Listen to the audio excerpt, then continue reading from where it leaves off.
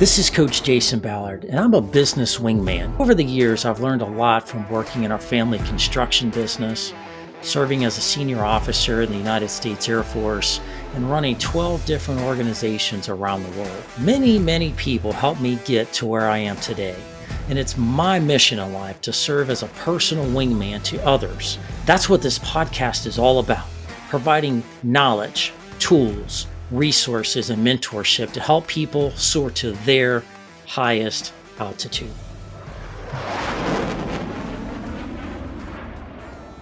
Welcome back to the Soar Higher podcast. This is your host, Coach Jason Ballard, and we've got a really great show lined up for you today. Today, we're going to be learning about something really cool that I think will be helpful to all of our listeners. Today, we're going to be talking about the different ways to own a business or invest your money into things that will give you real tangible results, especially in a time that we're facing right now, which is uncertainty in these various markets. And all of that to help you be able to achieve all the things that you want to achieve in life. There's a lot of options out there, and the folks that we have on the show today are going to give us some really cool insights, things that you're probably not even thinking about that can really help you gain an advantage and an edge. And so today we're going to be talking about franchising. I know it's kind of a mysterious topic. Not a lot of people know about it. When you think about franchise, you think about McDonald's or Pizza Hut or things like that. And those are all good and well, but we're going to be talking about those things in a different way, in ways you probably didn't even, like I said, even think about originally. And so we have the honor and the privilege of having probably one of the best experts that's been in this business a long time, that knows how to do things in this line of work better than anybody else. Today, we have the privilege of having Bob Bernotas on the show. Let me tell you a little bit about Bob. Bob is one of the nation's top franchise consultants. He has over 30 years of experience in this space. He is very passionate about helping people achieve their greatest level of satisfaction and success through franchise ownership. With years of experience guiding clients towards top performing franchise brands, Bob provides personalized guidance and support throughout the entire process of franchise exploration. Whether you're looking to exit out of a corporation or your day job or whatever career you may be in, or you're just looking for some type of semi-passive opportunity, Bob can help you and find a perfect match to align with your goals and objectives. So without further ado, Bob, welcome to the show, my friend. Hey, thank you, Jason. Really appreciate you having me. We're honored to have you. You are kind of a legend in this space, and I know you're going to be able to provide a lot of insight and value to folks that may be in a different place in their life right now. With the current economic conditions we're facing, uncertainty, political unrest, and unhappiness, and all the good, the bad, and the ugly of the world that we live in today. Um, People just don't know what they don't know, and people need clarity. They need to understand the world differently than the way they're used to. The world that we live in today is forcing people to think a little bit differently. So it's awesome to have you on the show. So Bob, tell us a little bit about you. Give us a kind of a rundown of your background and how you got into this and why you're so passionate about it. Oh my goodness. Well, franchising it pretty much has been my life. I got into it early on in my 20s and opened my first beg, borrow, and stole. Opened my first franchise, and if anybody remembers the video industry, the VHS cassette rental industry. Now, I broke into that with a company called West Coast Video. They actually preceded Blockbuster Video, and I had a bunch of those after I got my first one open. Fortunately, that one just rocketed. So it allowed me to open several more in the Philadelphia area. Then I went up to New York with them. Also own several other franchise concepts that I've built and sold over the years. I was CEO of a national chain. I've been consulting for over a couple decades now. Mainly in the past, I used to consult on the franchisor side and help position franchise companies for growth. But over the last 10, 12 years or so, I have migrated exclusively to the franchisee side. So I work with prospective franchisees. People are potentially interested in getting into franchising, find the right franchise fit for them. Awesome, man. Well, tell us a little bit about franchising. Like what is franchising? Define it. Help people understand what it is and maybe what it isn't. Yeah, franchising is simply a methodology of doing business. So a franchise company may start out, they launch a particular concept, they perfect the model, and then they decide, hey, let's franchise this concept since it's working so well. The days of mom and pop operators opening a business and then franchising it, those are over. The Mm, franchise companies of today, if you don't have tens of millions to put into it or have that type of backing, forget about it. It's going to be nearly impossible. So, franchise companies, the better ones today, they create platforms to support their franchisees at a higher level. Okay, it's not like, hey, we're gonna like when I got broke into franchising originally. I was handed a manual. I was given a week of training, and good luck and a pat on the back. And occasionally, somebody would stop by from the company to make sure I was in compliance with my video stores. It's not that way anymore. A coach is assigned to you. Again, at least with the better concepts, the ones that I would show. You have a coach. You have a whole platform of support tools available to you. You have groups. That you can work with other franchisees throughout the country, that you can share best practices and support groups. That is, so there's so much more to franchising now than there used to be. From a risk standpoint, the question always is raised with me: why shouldn't I just do this on my own? Well, because your risk is infinitely higher if you're opening a mom and pop business on your own. You have to develop that learning curve yourself, where with the right franchise concept, it's already been developed for you. The model has been perfected as much as it can be over whatever period of time, times the number of franchisees that the company has. So from my perspective, look, I've opened independent businesses and I've opened franchises. I would never even fathom opening an independent business myself again. yeah. Yeah, unless it's in a very specific niche or something like that, but even then, it's really tough. I mean, that's why they say over 72% of businesses that start never make it past year 5, right? They usually build, they'll make a little bit of money, and then the systems, the processes, and the people components usually start burying them, and they really struggle to scale that and take that. And so, I think as I understand franchises, and I'm not an expert like you, but I think I know enough to know that that's the beauty of the franchise. Somebody's figured this out. They've got those systems, platforms, they've got the mechanisms, the networks, the marketing. They know exactly who to target, where to target them, how to target them, and give you the best chance of surviving in the business, because business is cutthroat, it is competitive. And if the and you hit the ground running day one. If you open up a business tomorrow in whatever industry, and you got to start from scratch, you got to create all of the process. You got, I mean, that's time consuming, laborious stuff. That's 80 100 hour weeks, and hopefully that works out. And a lot of times for people it doesn't, because of those factors. Their expectations going in are always a lot higher than what reality really is, and they run out of money, things take longer, things are harder than they always expect.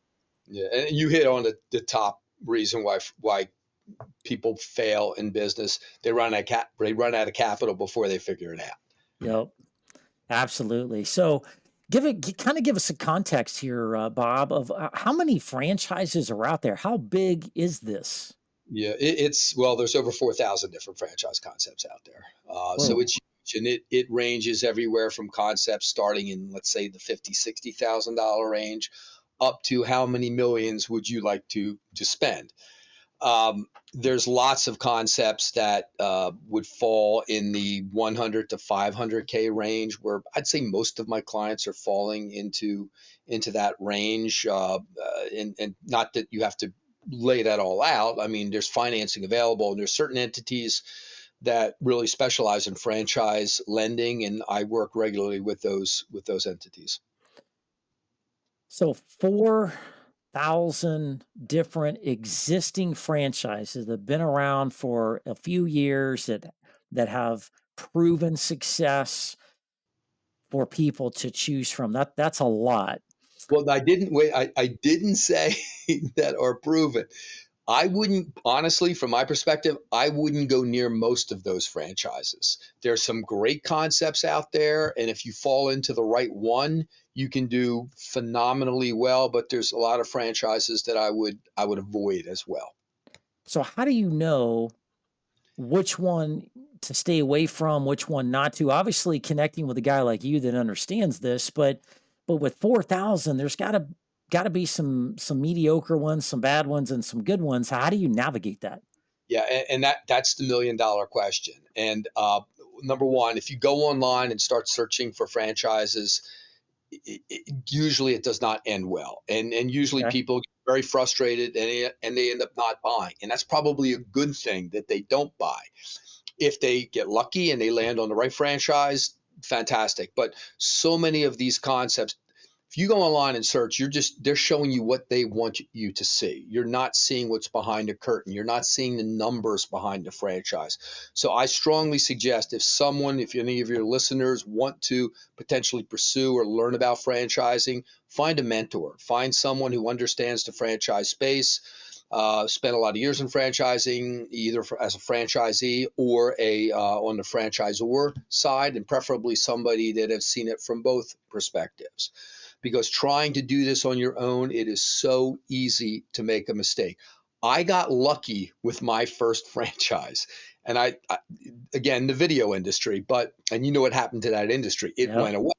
I did well with it, and I sold still at a reasonable time where I didn't take too much of a beating, but I did very well in the video industry. But it's so easy to make a mistake and pick the wrong concept, and it can be disastrous. Yep.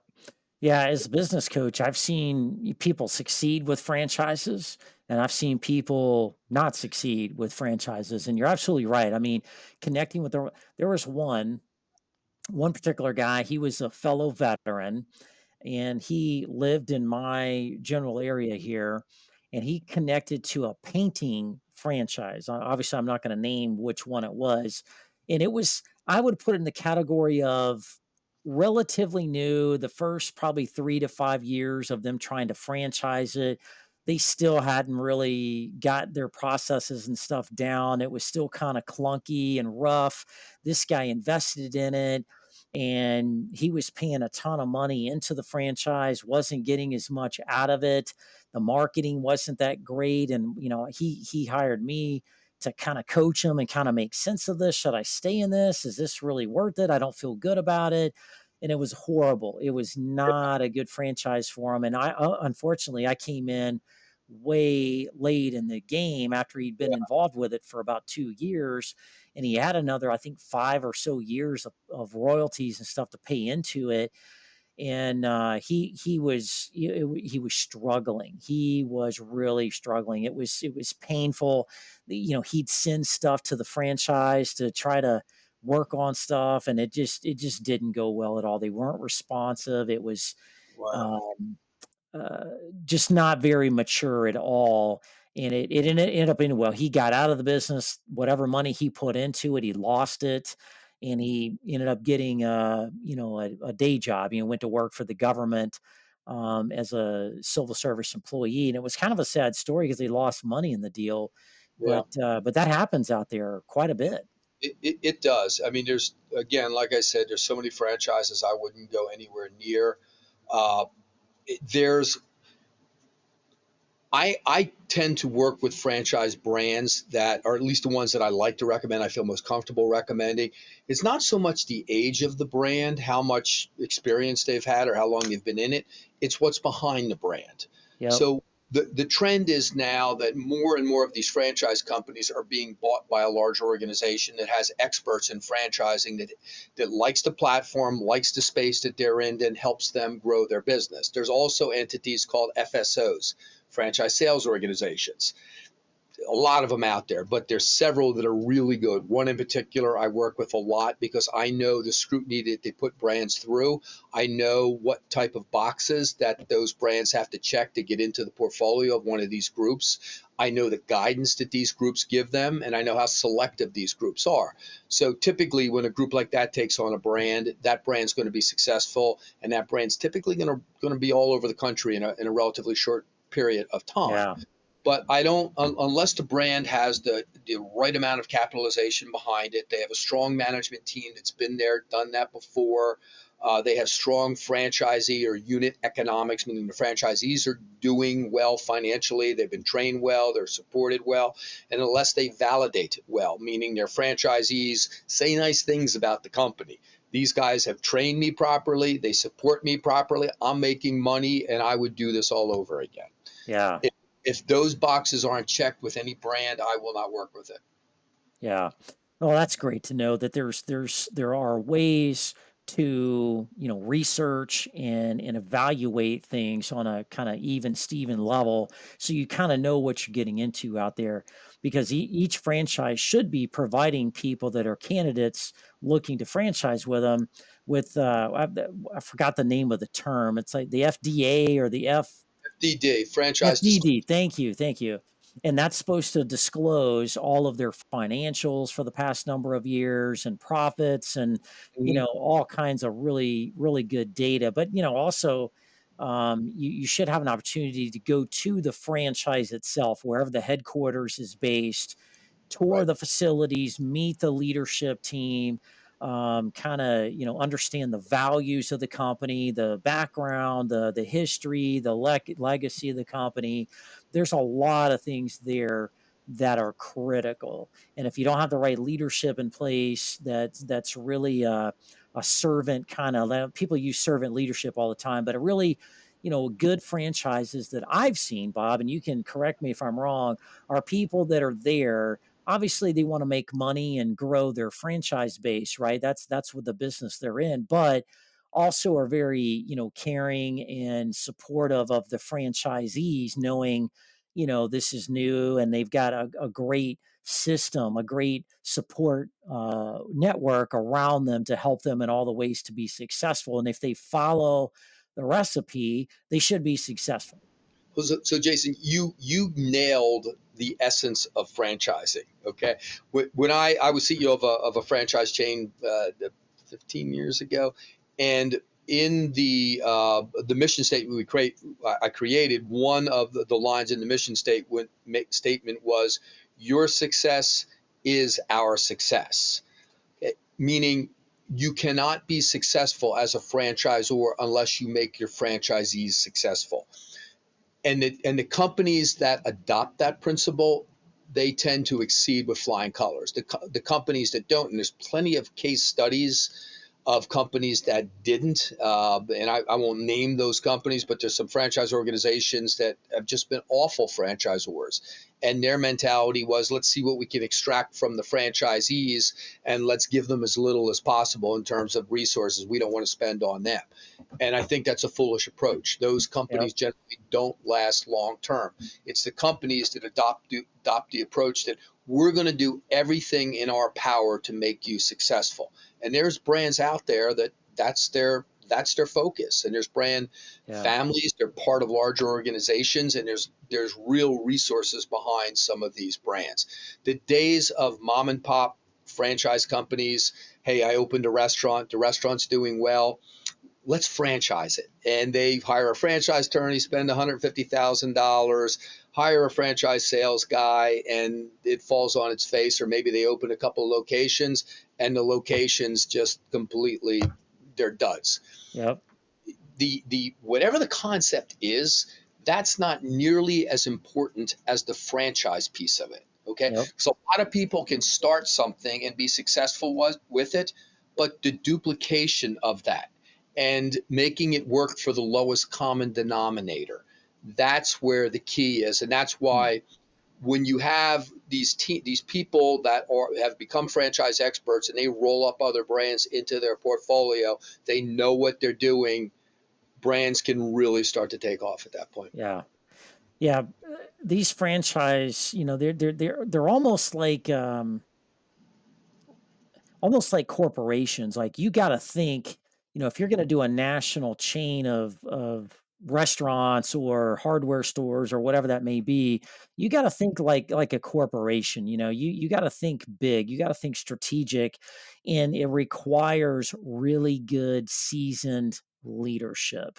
Obviously, business skills, but leadership, because leadership, once you develop the processes, once you develop those systems and the logistics and stuff behind it, and you get those running like a well-oiled machine, it's about leadership at that point. It's about influence. It's about supporting people, caring for people, because one part of the country may face if you got a bunch of East Coast stuff going on, they may be impacted by hurricanes. We got hurricanes going on right now. It's hurricane season on the East Coast, right? We got one kind of barreling towards Florida right now, and those things can get impacted. Whereas the West Coast side of the house may be in great shape. Well, there's a hurricane in the West Coast, right? So there's a lot of aspects to running a franchise and to be a supporting mechanism. Because I think you're right. If one franchise fails for whatever reason, then the franchise itself fails, because the franchise, in order for it to be a viable company, depends on the monthly recurring revenue of royalties of the franchise paying in. So they're successful and they're making money and are profitable. Some of that is going to the franchise. And so when people aren't successful, and the franchises, I see that in the coaching business a lot. There's some franchise coaching businesses out there. Mhm. And boy, I tell you what, those franchise, it's good because you can hit the ground running as a coach. If you've never been a coach, you don't know anything about it, you can kind of hit the ground running. They've got a little playbook, they've got some marketing stuff you can use, and you can kind of get going. Got like a little starter kit that you can jump out there and be a coach. All good and well, but man, I have seen a ton of coaches come and go in and out of that model, Yeah. and it and some. I think a lot of times they're focused on the franchise itself versus really preparing the individual that's connected to that to be successful about what it really takes. It's a pretty high turnover rate from what I can tell. Yeah, and those are the franchises you stay away from, and that's all Yeah, disclosed in their franchise disclosure document. So I always, when I'm counseling a client I'm working with, understand that FDD, the company will walk you through the FDD, but more importantly, understand the culture of the company. You're going to get a good feel for that going through the process. When I'm working with a yeah, client, I provide them with a list of questions to pose to the franchisor. And then when you get to the point, you'll have the opportunity to speak with franchisees of the company. That's more important. So yep, now you can get the straight scoop. Is what the information that the franchise company, what they've given me, is that validating? Are the franchisees saying the same thing? Have they been trained properly? Are they supported properly? Are they happy? Are they making money? And so many, it's unfortunate, but so many different franchise companies, the turnover tends to be high. yep, If you're seeing a lot of resales, constant churn of it, or you're seeing franchises close, and they all have an excuse as to why those franchises close. And look, it's going to happen in anything because, I mean, there's extenuating circumstances, and yeah. typically, Life happens to people. Yeah, right. And even if it's a great franchise concept, but divorce, death, illness, various things like that can force the hand of a franchisee, and they need to get out of the business. So sometimes it happens. But if you're seeing that a lot in an FDD or having that conversation with the franchise company, as you go through the process and you're learning about a company, you'll get a good feel for the culture of the company, but it ultimately culminates in actually meeting with the company, doing a yep, discovery day, meet the team day, whatever the particular franchise calls it, which I always recommend to my clients they do. But understand, don't do that too early. Go through the process enough, talk to enough people in the concept so you're 90% there before you fly out to their corporate headquarters and spend a day and a half with them. And that should be just a culture piece at the end.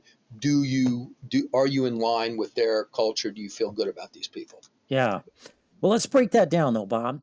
Who really is, out of your 30 years of experience, who really is an ideal candidate for a franchise? Who's able to connect to a franchise and be successful? Is there a kind of a profile or a or certain type of person, mindset, that kind of thing? And to an extent, it depends upon the franchise model, but universally, it's just franchise companies these days look for smart people with basic business acumen that have drive and they have the financial capability to execute upon their model. If you go back 30, 35 years ago, you mentioned painting, right? There's a Yeah. really good franchise company out there called CertaPro Painters. Their average Yeah. franchisees do really, really well. CertaPro Painters, when they started, their original model was, hey, let's go find painters and let's make them franchisees. What they quickly discovered is painters don't make good business people, and it was a Nope. miserable failure. Fortunately, they were able to absorb that mistake, take a step back, reassess, and then they just decided, let's find smart people, business acumen. They have the financial capability, they have people skills, and they're driven, and their concept is now wildly successful. So Gotcha. just in general, that's what you typically see. So a lot of people coming into my clients, they're usually mid management, upper management, executive types that are looking to potentially build some side income. In most cases, they don't want to step away from their corporate income at this point. Maybe they're making too much money, but they're also working 50, 60, in some cases 70 hours a week. They know they can't maintain that pace forever. They're in their late 40s, 50s, early 60s, and they want an off ramp. Okay. Mm, So building something on the side, a semi passive franchise, and more franchising. That's the trend in franchising now. More and more franchise models have become semi passive, meaning the franchisor has developed the tools or platform necessary to support their franchisees at a higher level. They simply support better than other franchises rather than just handing them a manual and some training. So in those cases, you can start something. Maybe you're putting 10 to 20 hours a week, depending upon the brand, into it while you keep your day job. So you're working, you're upping your hours overall. But in maybe 6 months, a year, you may see the light and decide, hey, now I'm at a point where I know I'm going to exceed my corporate income and I know I have the potential to go well beyond it. Do you step away from it at that point? And regardless, even if they don't step away from it, the longer you're in that concept and you have competent people and your systems are running smoothly, you can start to back off anyway. yeah. So talk to us a little bit about the different kind of categories. You said semi-passive. There's some that I think you are in, the rumor is, I haven't talked to Chick-fil-A myself directly, but the rumor is if you buy a Chick-fil-A franchise, they make you, the owner, work in the business. You can't just be distant from it and have, hire a bunch of managers and workers to stand out there and sling chicken patties, right? So what are the different kind of categories? How do you know which one's right for who? Right. So you're absolutely right about Chick-fil-A.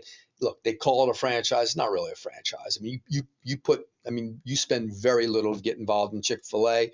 Last year, there were over 67,000 people that applied to become Chick-fil-A franchisees. I can tell you they didn't accept 67,000 people. Uh, really difficult to get into. If you get into it, you can make good money, but it's not your business. You're an indentured servant. Okay. You have nothing to sell. You don't own it. When you decide you want to hang it up, you're just stepping away from that income.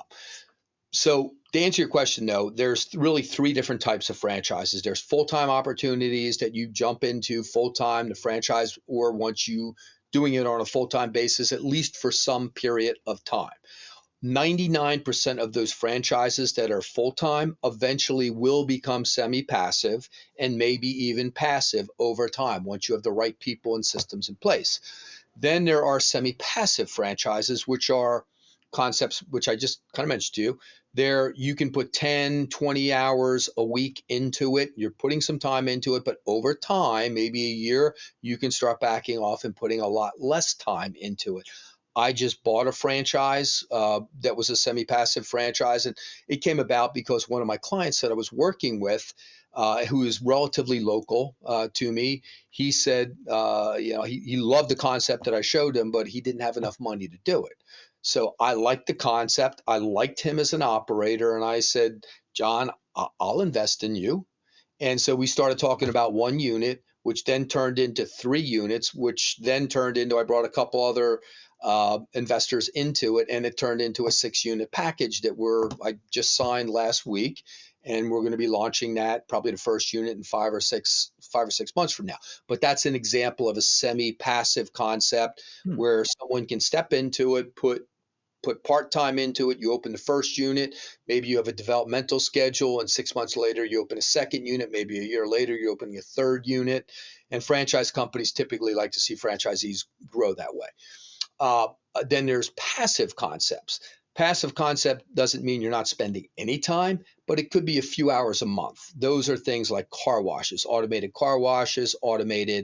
laundromats, salon suite type concepts. But the only issue with those is generally you're talking about $1 million plus investment, in some case 2 million, 3 million, Mm. $5 million investment. So from a cash on cash standpoint, your return might be pretty decent, but overall you're spending a lot of money. I like the semi-passive concepts because from a return on investment standpoint, they're generally like the one that I bought.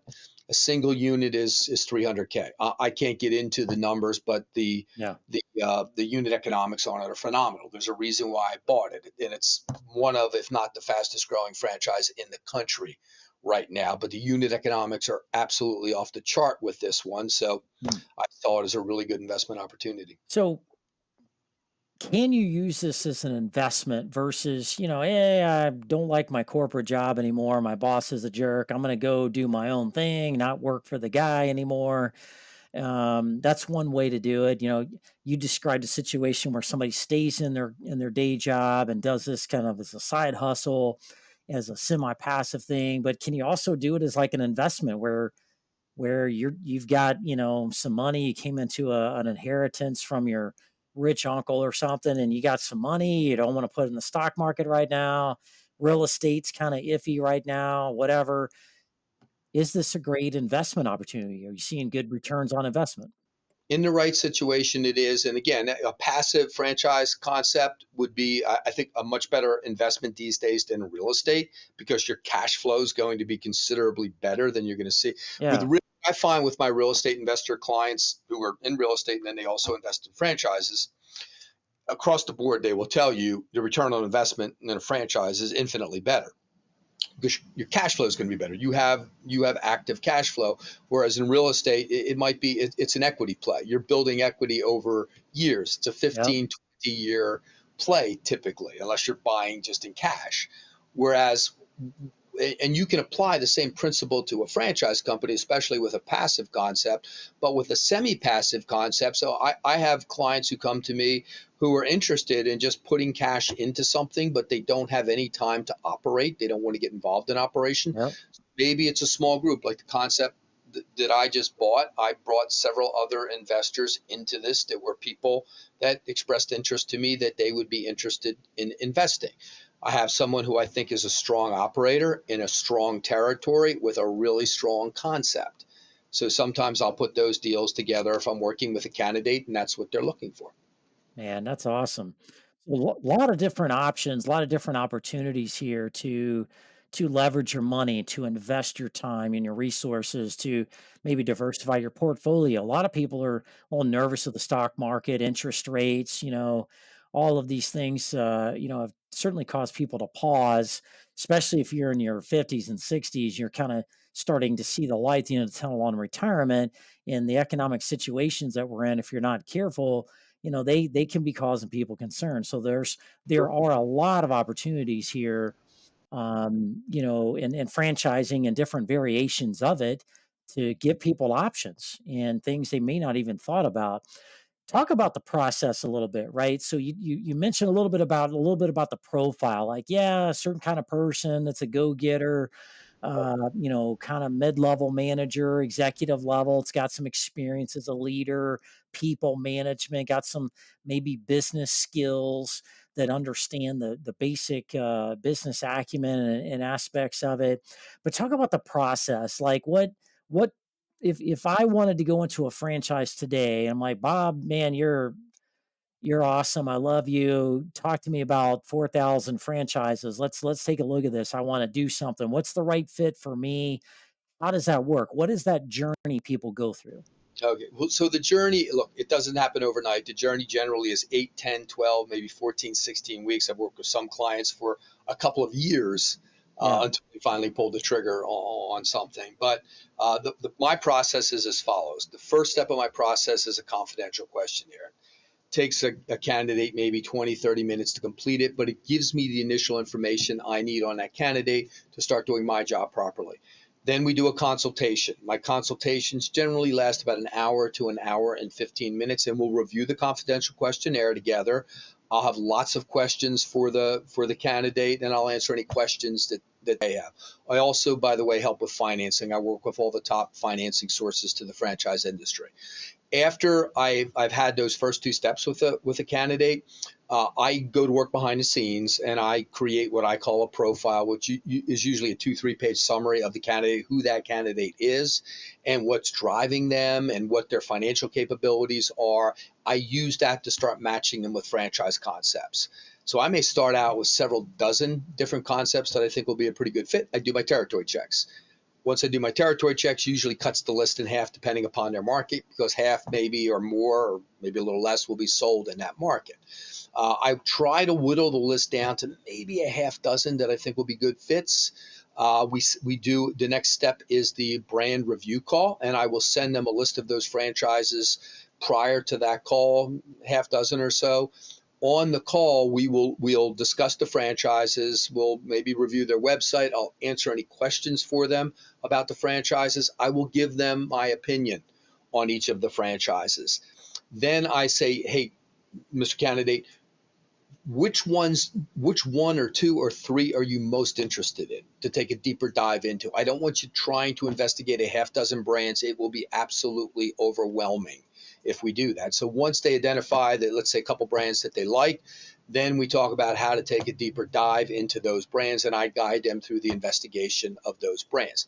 So if someone came to me, Jason, and said, Bob, I'm interested in ROI, earnings, I don't care what the widget is as long as it's something that's ethical and provides a valued Yeah. service to the community.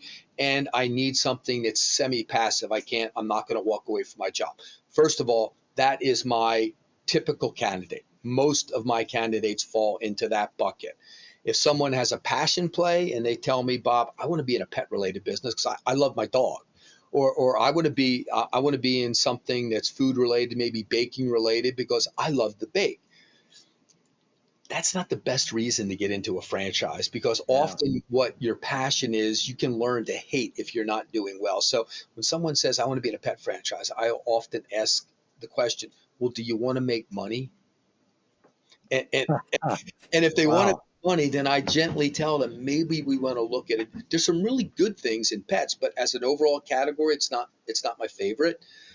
There's so many categories that I think are more lucrative than a category like that. So I really prefer to work with candidates that just say, hey, Bob, show me the best financial opportunities in franchising that I can do on a part-time basis. ROI, earnings, don't care what the widget is as long as it's an ethical concept and it's a good concept for the community. That works really well with me. Yeah. Interesting thing you talked about. A lot of people have a lot of passions. They like pets, they like baking, they like sewing, they like, cars or whatever. And just because you have a passion for something doesn't mean you're good at doing it. Good in doing it. You may be good in doing it, but you may be slow and you may not be able to do it on a business level to make money.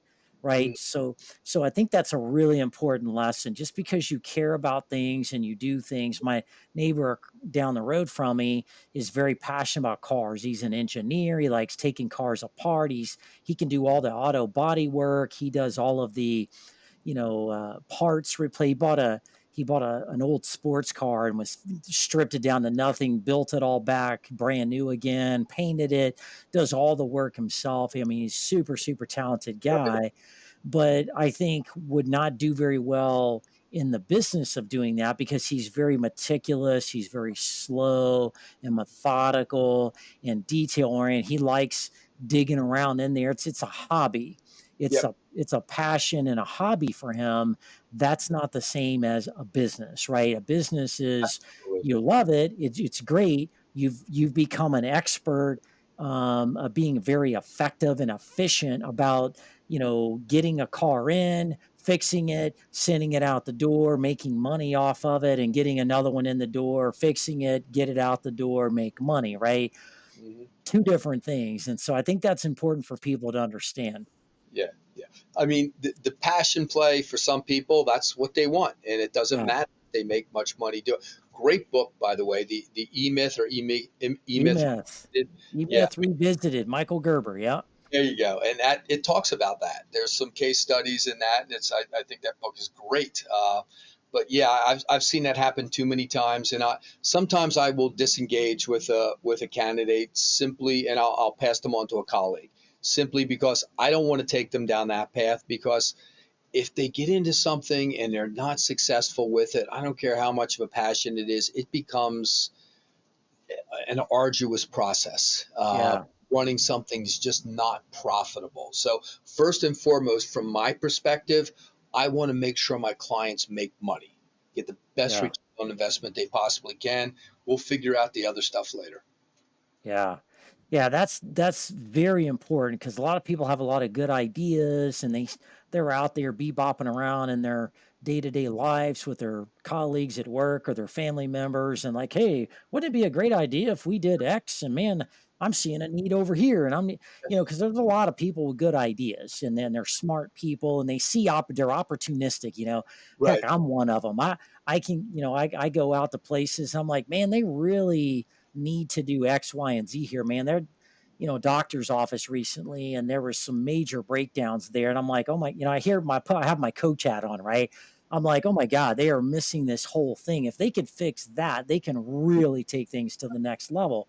And so having those ideas and all of those things are great, but it doesn't mean that you're going to make $1 million doing that, right? It's very hard. I know people in the technology space that are into cyber stuff and very technical aspects of technology field, and they're really good experts, and man, they can't talk to people about what they do and put it into plain English and put it on a brochure with a graphic and a visual that people can understand and buy it.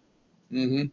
They talk over their heads, and it's just like, no, you need a different front person. Go get a salesperson that doesn't know anything about the technology, that can talk to them, has people skills, not techie introverted skills, and you guys do what you do once you get the customer, and let the other guys that are customer facing, right? And it's just a different way of thinking. Yep. Yep. And I think that's key, very key. Well, Bob, people, are probably getting excited about this or listen to the show and they're like, wow, this is really cool. I learned a lot about franchising and investing and how to, choose different ones and the process. How do people get started? If I meet your profile and you're like talking to me as I'm listening to this, how do I get started? How does somebody connect with you, get going here? Sure. Just reach out to me on my website. My website is franchisewithbob.com. Pretty simple. Franchisewithbob.com. We'll spend 20 minutes together. I can assess your situation pretty quickly, and we'll see if it makes sense for us to take the next step with it. And I don't know if we touched on this at all. Clients don't pay me.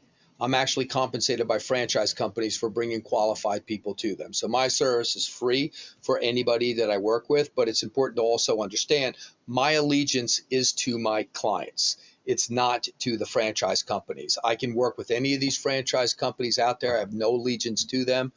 I just my main focus is to help people connect with the right franchise concept. I take them through a process, and hopefully we land on the right one for them. Yeah. I think it's amazing what you do. I mean, and you've got it down to a, kind of a pattern, if you will, where you vet people, whether it's a good fit or not. There's ways to learn that, assess that, and really flesh that out in the process.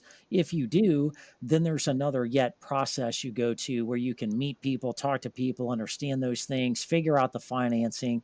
It's not very difficult at all. There's a lot of opportunity, a lot of options. I know a lot of people in the franchise space that do very, very well. I know a guy, if you talk to him on the street, you'd never guess he was a multi-millionaire. He doesn't look like one, doesn't sound like one, wears old flannel shirts, looks like a, old farmer.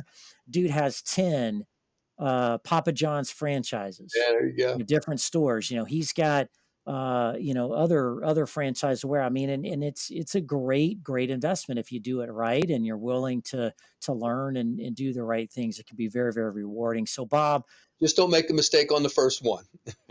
yeah, exactly. Do your research, connect with experts and pros like Bob.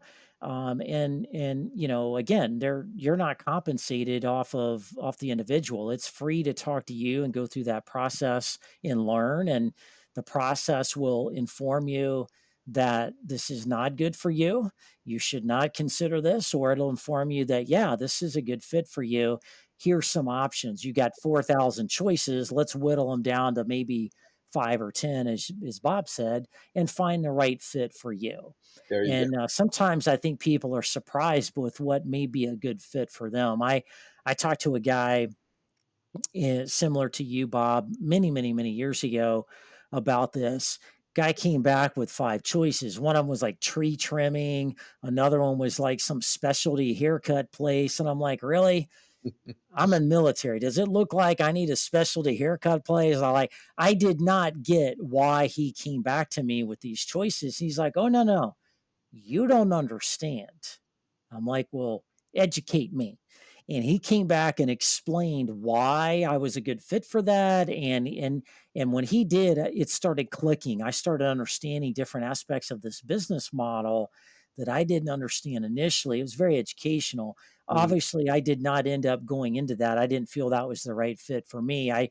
I chose a different path and ended up being an awesome business coach or whatever. But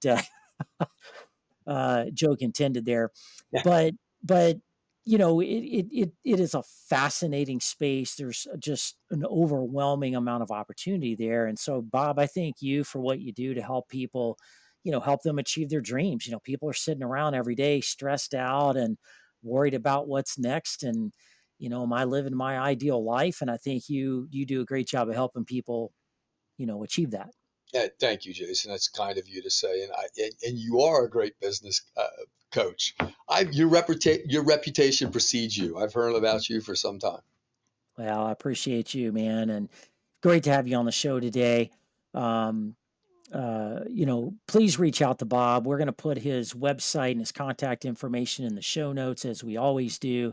It's always helpful to learn, be informed. There's two types of people in this world, the informed and the uninformed. So obviously reach out to Bob, get yourself informed so you can make some really good decisions for you and give yourself the opportunity for a brighter future. So that's it for today's show. We look forward to talking with you next week as we have some more exciting guests ready to talk to you about some really cool things coming up. You don't want to miss it.